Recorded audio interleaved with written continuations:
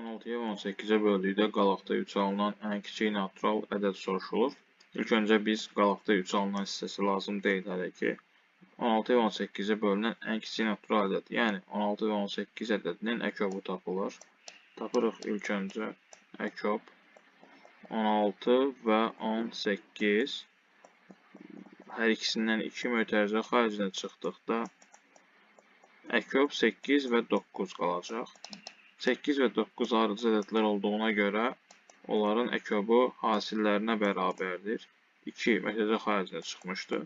2 vur 8 vur 9. 8 9-a vurduqda 72. 2-yə vurduqda 144.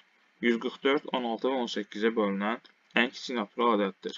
Qalıqda isə 3 alınması üçün nə etməliyik? Bu ədədin üzərinə 3 əlavə etməliyik ki, qalıqda 3 alınsın. O zaman cavab olacaq 147 A variantı.